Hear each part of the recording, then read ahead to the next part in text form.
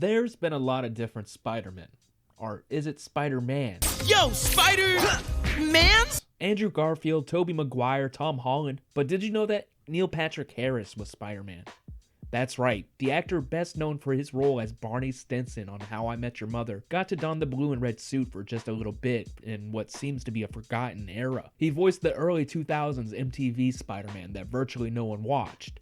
He voiced him again in the 2010 video game Shattered Dimensions. It's probably worth noting that he actually won an award for his voiceover work in Shattered Dimensions. The idea of a multiverse is not necessarily new. Comics introduced this idea way back in 1961 in the Flash issue number 123. A story called Flash of Two Worlds was published that introduced us to Earth number 2.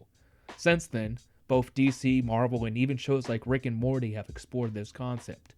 Spider-Man was created in the 1960s, and the idea of a Spider-Verse didn't happen until later in the 1990s. The animated series first introduced the idea in the mid-90s during a 3-episode mini-arc called Spider Wars. During this arc, the Beyonder introduces Peter to various different versions of himself. They never used the term Spider-Verse though. The actual term Spider-Verse didn't come until after Dan Slott, the man behind Amazing Spider-Man, worked on 2010's Shattered Dimensions, where players got the first taste of the interdimensional action. Coming out on the Wii, Xbox 360, and PS3, Shattered Dimensions allowed you to play as 4 different Spider-Men from different dimensions. The Amazing Spider-Man, Spider-Man 2099, Spider-Man Noir, and Ultimate Spider-Man. Adding another layer to this game, each voice actor previously played Spider-Man in an animation of some kind. Neil Patrick Harris voiced the Amazing Spider-Man in this game, but as previously stated was Spider-Man in the new animated series. Josh Keaton, Christopher Daniel Barnes, and Dan Gilvezan also lend their voices for this game.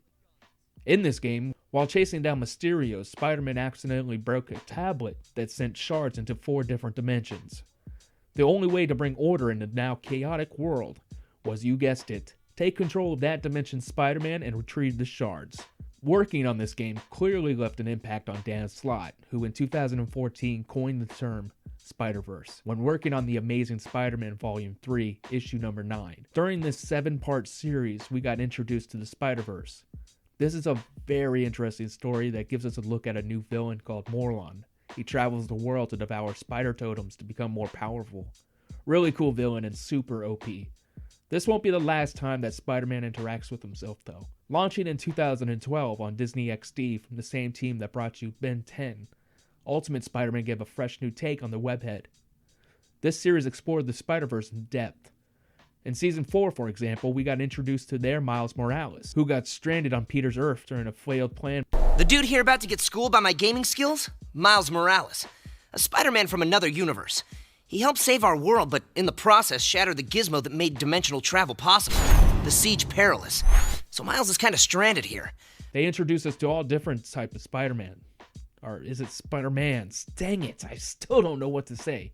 Well, anyways, that's how Neil Patrick Harris helped create the Spider-Verse. I've been McBurger. If you liked what I did here, don't forget to leave a thumbs up and subscribe if you're new.